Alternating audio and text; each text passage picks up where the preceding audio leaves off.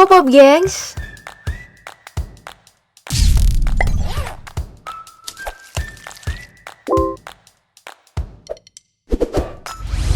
Hidup di zaman di mana pasar smartphone terus menggila sudah menjadi satu kewajaran kalau orang-orang berduit mulai merambah pasar smartphone dengan membangun perusahaan yang bergerak dalam menciptakan barang tersebut.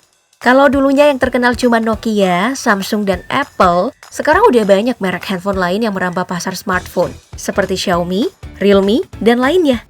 Untuk Indonesia sendiri, para pemodal di negeri kita ini juga nggak tinggal diam dan mulai membuat brand HP sendiri. Jika kamu penasaran dengan bagaimana nasib brand HP asli Indonesia dan bagaimana sih evolusinya, video kali ini cocok banget deh buat kamu, yaitu evolusi brand HP buatan asli Indonesia dari masa ke masa. Pertama, mari kita mulai dari Evercross nih. Perusahaan yang satu ini didirikan di Jakarta pada tahun 2008 kemarin dengan nama Cross Mobile. Pada saat awal peluncurannya, Cross Mobile ini mengumumkan diri sebagai perusahaan elektronik yang bergerak di smartphone dan juga tablet. Di masa awal Cross Mobile, salah satu handphone paling pertama diluncurkan itu adalah Cross CB series, yaitu CB80. Seperti bentuknya, HP yang satu ini masih memiliki tombol fisik QWERTY yang mengisyaratkan pasar saat itu masih dikuasain oleh BlackBerry. Untuk sekarang saat Cross Mobile udah berubah menjadi Evercross, gerakannya tentu mengikuti selera pasar yaitu dengan meluncurkan Android. Secara spesifik, HP Android dari Evercross ini menyasar pasar dengan harga yang sangat murah nih, di kategori ratusan ribu rupiah. Contohnya adalah Evercross M60 yang harganya berkisar dari 600 hingga 700 ribu rupiah. Dengan desain yang cukup cantik dan kemampuan rata-rata, HP ini cukup worth it untuk dibeli, ya nggak sih? Dari Evercross, kita menuju ke Advant. Perusahaan yang satu ini juga dibangun di Jakarta, namun 1 tahun lebih tua dari Evercross karena didirikan pada tahun 2007. Dalam perjalanannya, Advant pertama kali dikenal sebagai produsen laptop dengan produknya Fanbook. Advant baru merambah pasar smartphone itu sekitar tahun 2010 dengan merilis Advant Fandroid S40.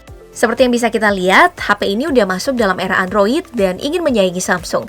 Membicarakan tentang evolusinya, hingga hari ini Advant masih membuat smartphone bahkan udah berfokus penuh pada sektor tersebut. Ya karena pada tahun 2017 kemarin, perusahaan ini menghentikan produksi laptop mereka.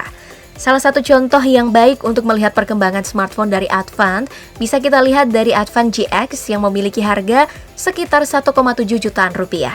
Meskipun tergolong murah, masalah performa dan desain HP ini bukan kaleng-kaleng. RAM-nya udah sampai 6 GB loh, baterainya udah 5200 mAh, dan chipsetnya adalah chipset terbaru Advant yaitu Unisoc Tiger T618. Dengan spesifikasi ini, wajar kalau Advant dianggap sebagai brand lokal paling agresif dan dinantikan oleh banyak orang di Indonesia. Semoga aja hype dari Advant GX ini nggak pudar dan bisa menyaingi HP-HP dari luar negeri ya. Oke, sekarang mari kita pindah nih ke merek HP asli Indonesia yang legendaris yaitu Mito. Bagi kamu yang masuk generasi 90-an, HP ini tentu nggak asing karena pasti orang-orang di dekat kamu ada yang pakai HP Mito. Alasannya sih cukup simple. Dulu Mito dikenal sebagai HP paling kenceng kalau putar musik. Makanya banyak tuh abang-abang yang HP Mitonya udah dijadiin sound system di dagangan mereka. Nah, bicara tentang Mito, sebagai perusahaan elektronik, perusahaan ini didirikan pada tahun 2006 silam. Dalam perjalanannya sebagai produsen HP, Mito udah banyak meluncurkan jenis handphone. Mulai dari HP tombol fisik yang jadul banget, HP flip, hingga HP Mito Luxberry 302 yang sudah memiliki tombol QWERTY. Pokoknya dimanapun trennya, Mito pasti ikut selera pasar dong. Nah, zaman sekarang saat Android merajalela, Mito tentu ikut masuk nyemplung ke pasar tersebut.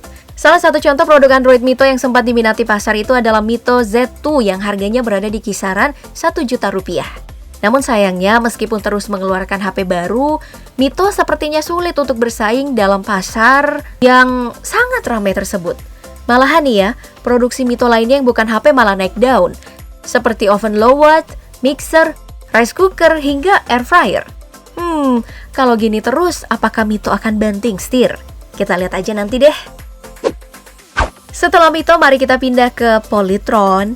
Kalau dengar brand ini, sepertinya yang ada di kepala kita cuma ada 2 produk ya, yaitu mini kompo dan TV. Karena dulunya brand ini emang terkenal dengan 2 produk tersebut. Bahkan mungkin aja nih di rumah kamu masih ada TV atau kompo merek ini. Sebagai sebuah perusahaan elektronik yang mulai berproduksi sejak era 1970-an, emang agak aneh sih melihat Polytron berani masuk ke pasar smartphone. Di pasar ini, Polytron sudah meluncurkan berbagai macam handphone, mulai dari Android jadul yaitu Wizard W2400 yang khas dengan gaya mirip HP Samsung jadul, hingga ada HP Polytron Prime 7 Pro.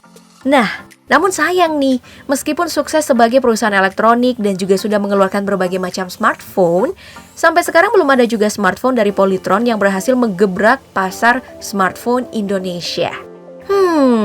Inikah tandanya kalau Polytron emang harus menerima kenyataan kalau nggak bisa jualan HP? Oke, yang terakhir ada Zyrex, sebuah perusahaan teknologi Himax yang juga tergolong sebagai perusahaan tua karena sudah berdiri sejak tahun 1996. Sebelum merambah dunia smartphone, Zyrex terlebih dahulu menjalankan perusahaan sebagai produsen laptop murah yang cukup bisa diandalkan.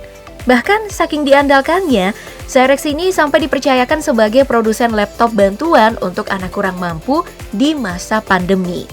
Nah, untuk sektor handphone mereka sendiri, Zyrex belum terlalu banyak mengeluarkan handphone untuk diperjualbelikan.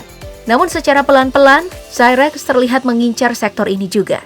Hal ini dibuktikan dengan peluncuran smartphone Zyrex ZA989. Namun sayangnya nih, HP ini nggak laku di pasaran karena ikut serta mengincar pasar kelas bawah dengan budget ratusan ribu rupiah. Oke, setelah membahas berbagai macam brand HP Indonesia, bisa kita simpulkan nih, kalau minat brand HP Indonesia masih terus membara.